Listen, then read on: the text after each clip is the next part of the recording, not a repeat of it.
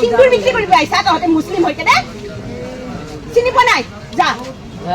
কিমান ঘৃণনীয় কাণ্ড কৰিব পাৰে একাংশ হিন্দু লোকে যিসকলৰ ভিতৰত ধৰ্মৰ কোনো জ্ঞান নাই সেইসকলৰ ধৰ্মক লৈ আটাইতকৈ বেছি তেখেতে জগৰা কাচিয়া লগাব বিচাৰিছে আপোনালোকে এই ভিডিঅ'টো চাওক আগতে মুছলিম হয় নে নহয় যা উঠ মানে এই ভিডিঅ'টো হৈছে কামাখ্যা মন্দিৰৰ ওচৰত এগৰাকী মুছলমান যুৱকে হিন্দুৰ বিক্ৰী কৰিছিল আৰু বিভিন্নজনে বিভিন্ন বস্তু বিক্ৰী কৰিছে তাত কিছুমান বস্তু লৈ কোনোবাই হিন্দুৰ বিক্ৰী কৰিছে কোনোবাই হিন্দুসকলৰ এই মালা পালা কিবা আছে এইবিলাক বিক্ৰী কৰিছিল তো সেই সময়ত হিন্দু একাংশ মানুহে আহি তেখেতক বাধা আৰোপ কৰিছে তেখেতক ধমকি দিছে তেখেতৰ দোকান পোহাৰবোৰ লণ্ড ভণ্ড কৰি ভাঙি পেলাইছে তেখেতক সামাজিক ক্ষেত্ৰত তেখেতে এনেকুৱা কথা বতৰা তেখেতে উত্থাপন কৰিছে তেখেতে স্পষ্টভাৱে কৈছে যে মন্দিৰৰ সন্মুখত মুছলমান মানুহ কিয় আহিব তাত কিয় ব্যৱসায় কৰিব সেইসকলক ক'ব বিচাৰিছো যদি আপুনি প্ৰকৃত হিন্দু সনাতনী ধৰ্মাৱলম্বী মানুহ তেনেহলে আপোনাৰ ধৰ্মৰ প্ৰতি কমচে কম সন্মান থাকিব লাগিছিল আপোনাৰ ধৰ্ম শিকাইছে নেকি যে এজন মানুহে মন্দিৰৰ ওচৰত মুছলমানে কিবা ব্যৱসায় কৰিছে সেইসকলক আহি দোকান পোহৰ ভাঙি দিয়া মানুহক ধমকি দিয়া এনেকুৱা হিংসাত্মক ঘটনা কৰাটো আপোনাৰ ধৰ্মত বা আপোনাৰ ধৰ্মৰ মানুহে এনেকুৱা শিক্ষা দিছে নেকি তো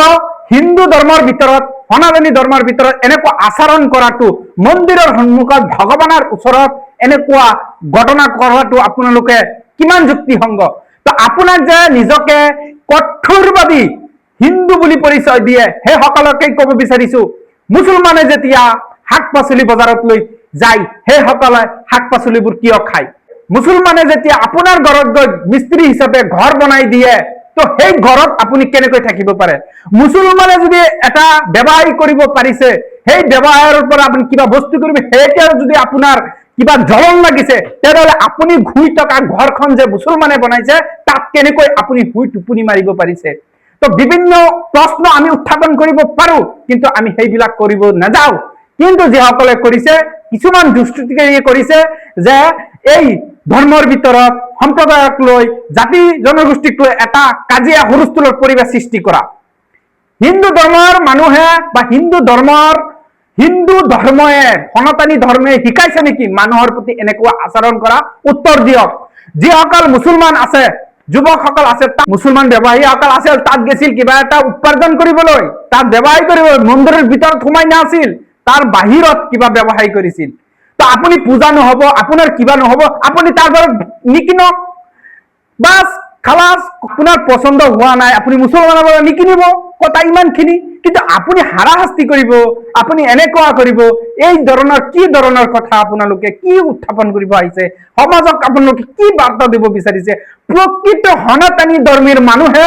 আপোনালোকে কওক যে মুছলমানক আপোনালোকে হিংসা কৰে সেইটো কি ধৰ্মই শিকাইছে নেকি মুছলমানে কিবা এটা কাম কৰিছে হেয়াৰ প্ৰতি আপোনালোকে হিংসা দেখুৱাই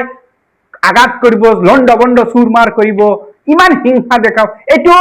সনাতনী ধৰ্ম বা হিন্দু ধৰ্মৰ পৰা শিক্ষা দিয়া হৈছে নেকি এইটো প্ৰশ্ন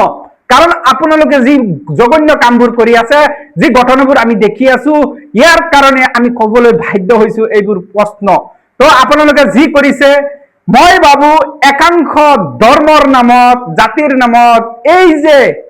জাতিৰ ভিতৰত যি বিসংগতি যি ঝামেলা সৃষ্টি কৰিব বিচাৰিছে সেইসকল কিন্তু ধৰ্মৰ প্ৰতি কোনো জ্ঞান নাই যদি জ্ঞান আছে ধৰ্মৰ প্ৰতি তেনেহলে এনেকুৱা জঘন্য ঘটনা তেখেতে কেতিয়াও কৰিব নোৱাৰে